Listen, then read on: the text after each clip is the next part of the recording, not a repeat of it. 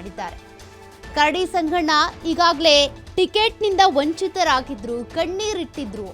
ವಿಧಾನಸಭೆ ಚುನಾವಣೆಗೆ ಈಗಾಗಲೇ ಸ್ಪರ್ಧೆ ಮಾಡುವುದಾಗಿ ಘೋಷಣೆಯನ್ನ ಮಾಡಿದ್ದಾರೆ. ಕೊಪ್ಪಳ ಜಿಲ್ಲೆಯ ಗಂಗಾವತಿ ಹಾಗೂ ಯಲಬುರ್ಗಾ ಕ್ಷೇತ್ರದ ಮೇಲೆ ಕಣ್ಣಿಟ್ಟಿದ್ದಾರೆ. ಅವರಿಗೆ ಸಂಸದ ಟಿಕೆಟ್ ಸಿಕ್ಕಿರಲಿಲ್ಲ, ಬಟ್ ಈಗ ಅವರು ಶಾಸಕರ ಟಿಕೆಟ್ಗೆ ಅಂದರೆ ವಿಧಾನಸಭೆ ಚುನಾವಣೆಗೆ ಸ್ಪರ್ಧೆ ಮಾಡ್ತೀನಿ ಅಂತ ಘೋಷಣೆ ಮಾಡಿದ್ದಾರೆ. ಕೊಪ್ಪಳ ಜಿಲ್ಲೆಯ ಗಂಗಾವತಿ ಯಲಬುರ್ಗಾ ಕ್ಷೇತ್ರದ ಮೇಲೆ ಕಣ್ಣಿಟ್ಟಿರೋದು. ಕರಡಿ ಸಂಗಣ್ಣಗೆ ಸಿಎಂ ಸೇರಿ ಕೈ ಶಾಸಕ ರಾಘವೇಂದ್ರ ಹಿಟ್ನಾಳ್ ಕೂಡ ಬೆಂಬಲವನ್ನ ಸೂಚಿಸ್ತಾ ಇದ್ದಾರೆ. ಶಾಸಕ ಜನಾರ್ದನ ರೆಡ್ಡಿ ಅನರ್ಹ ಆದೇಶ ಬಂದ ಮೇಲೆ ಸಂಗಣ್ಣ ಈಗ ಆಕ್ಟಿವ್ ಆಗಿರೋದು. ಕೊಪ್ಪಳ ಜಿಲ್ಲೆಯ ಗಂಗಾವತಿ ಯಲಬುರ್ಗಾ ಕ್ಷೇತ್ರದ ಮೇಲೆ ಕಣ್ಣಿಟ್ಟಿದ್ದಾರೆ. ಕರಡಿ ಸಂಗಣ್ಣ ಅವರನ್ನ ಶಾಸಕರಾಗಿ ಮಾಡುವಂತ ಪಣವನ್ನ ಹಿಟ್ನಾಳ್ ಅವರು ತೊಟ್ಟಂತೆ ಕಾಣಿಸ್ತಾ ಇದೆ.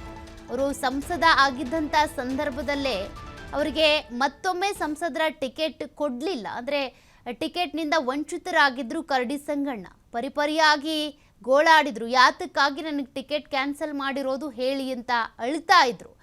ಬಟ್ ಈಗ ವಿಧಾನಸಭಾ ಚುನಾವಣೆಗೆ ಅಂತೇಳಿ ಅವರು ತಯಾರಿ ಮಾಡ್ಕೊಳ್ತಾ ಇದ್ದಾರೆ. ವಿಧಾನಸಭೆ ಚುನಾವಣೆಗೆ ನಾನು ಸ್ಪರ್ಧೆ ಮಾಡ್ತೀನಿ ಅಂತ ಅವ್ರಿಗೆ ಈಗಾಗಲೇ ಹಿಟ್ನಾಳ್ ಅವರು ಕೂಡ ಬೆಂಬಲ ಸೂಚಿಸ್ತಾ ಇದ್ದಾರಂತೆ. ಗಂಗಾವತಿ ಯಲಬುರ್ಗಾ ಕ್ಷೇತ್ರದ ಮೇಲೆ ಕಣ್ಣಿಟ್ಟಿರೋದು. ಯಾಕೆಂದ್ರೆ ಗಂಗಾವತಿ ಶಾಸಕರಾಗಿ ಜನಾರ್ದನ ರೆಡ್ಡಿ ಅವರ ಆಯ್ಕೆ ಆಗಿದ್ರು, ಬಟ್ ಈಗ ಅವರಿಗೆ ಜೈಲು ಶಿಕ್ಷೆ ಆದೇಶ ಸಿಕ್ಕಿದೆ. ಹಾಗಾಗಿ ಅವ್ರು ಜೈಲು ಸೇರಿದ್ರೆ ಆ ಕ್ಷೇತ್ರಕ್ಕೆ ನಾನು ಸ್ಪರ್ಧೆ ಮಾಡಬೇಕು ಅಂತೇಳಿ ಕರಡಿ ಸಂಗಣ್ಣ ಅವರು ಒಂದು ಪ್ರಯತ್ನವನ್ನ ಮಾಡ್ತಾ ಇರೋದು. ಮತ್ತೊಂದು ಕಡೆ ಯಲಬುರ್ಗಾ ಕ್ಷೇತ್ರದ ಮೇಲೂ ಕೂಡ ಕಣ್ಣಿಟ್ಟಿದ್ದಾರೆ. ಟಿಕೆಟ್ ವಂಚಿತ ಆಗಿರುವಂಥ ಕರಡಿ ಸಂಗಣ್ಣ ಅವರು ಈಗ ಆಕ್ಟಿವ್ ಆಗಿರೋದು. ಜನಾರ್ದನ ರೆಡ್ಡಿ ಅವರು ಯಾವಾಗ ಜೈಲಿಗೆ ಅಂತ ಆದೇಶ ಬಂತು, ಆದೇಶ ಬರ್ತಾ ಇದ್ದಂತೆ ಈಗ ಇವರು ಆಕ್ಟಿವ್ ಆಗಿದ್ದಾರೆ. ಶಾಸಕ ರಾಘವೇಂದ್ರ ಹಿಟ್ನಾಳ್ ಅವರು ಕೂಡ ಕರಡಿ ಸಂಗಣ್ಣ ಅವರಿಗೆ ಬೆಂಬಲವನ್ನು ಸೂಚಿಸ್ತಾ ಇದ್ದಾರೆ. ಅಂತಂದರೆ ಅವರ ಪರವಾಗಿ ಕ್ಷೇತ್ರದಲ್ಲಿ ಓಡಾಡೋದ್ರ ಮೂಲಕ ಅವರನ್ನ ಗೆಲ್ಸ್ಕೊಂಡು ಬರೋದಕ್ಕೆ ಅಂತ ಪ್ರಯತ್ನ ಮಾಡ್ತೀನಿ ಅಂತ ಅವರು ಕೂಡ ಪಣ ತೊಟ್ಟಿದ್ದಾರಂತೆ.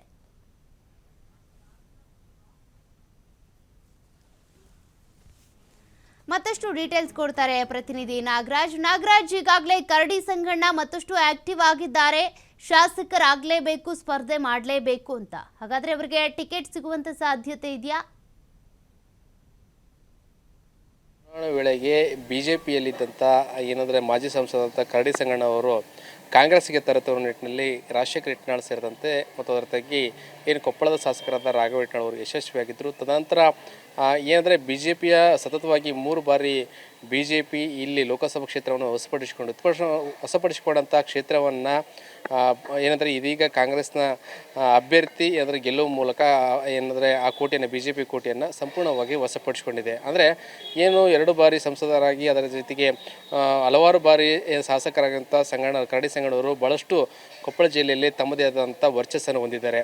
ಈ ನಿಟ್ಟಿನಲ್ಲಿ ಈ ಸಂದರ್ಭದಲ್ಲಿ ಸ್ವತಃ ಸಿದ್ದರಾಮಯ್ಯವರು ಮನಸ್ಸು ಮಾಡಿ ಸಂಗಣ್ಣ ಅವ್ರನ್ನ ಏನಂದರೆ ಕಾಂಗ್ರೆಸ್ಗೆ ಕರೆತರುವ ನಿಟ್ಟಿನಲ್ಲಿ ಒಂದು ದೊಡ್ಡ ಏನಂದರೆ ಟೀಮನ್ನು ಕಟ್ಟಿಕೊಂಡು ಅದರ ಜೊತೆಗೆ ಅವ್ರನ್ನ ಕರೆತರುವಂಥ ಮನವೊಲಿಸಿ ಕರೆತರುವಂಥ ಕೆಲಸ ಕೂಡ ಮಾಡಿದರು. ಮತ್ತು ಆ ನಿಟ್ಟಿನಲ್ಲಿ ಸಂಗಣ್ಣವರು ಕಾಂಗ್ರೆಸ್ಗೆ ಬಂದ ಬಳಿಕ ಸ್ವತಃ ಇಲ್ಲಿ ಕೊಪ್ಪಳ ಲೋಕಸಭಾ ಕ್ಷೇತ್ರದಲ್ಲಿ ಕಾಂಗ್ರೆಸ್ ಅಭ್ಯರ್ಥಿ ರಾಜಶೇಖರ್ ಹಿಟ್ನಾಳ್ ಜಯಬೇರಿ ಬಲಿಸಿದರು.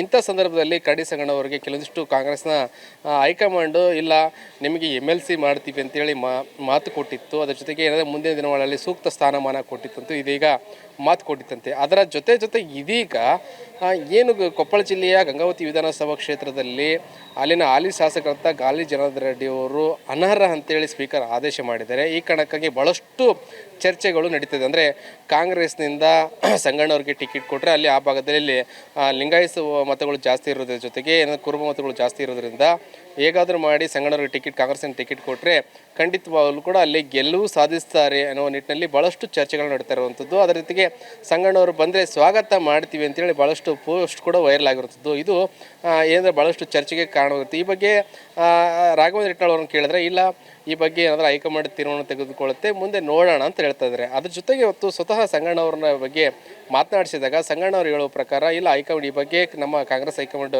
ಯಾವ ನಿರ್ಧಾರ ತೆಗೆದುಕೊಳ್ತೆ ಅದಕ್ಕೆ ನಾನು ಬದ್ಧವಾಗಿರ್ತೀನಿ.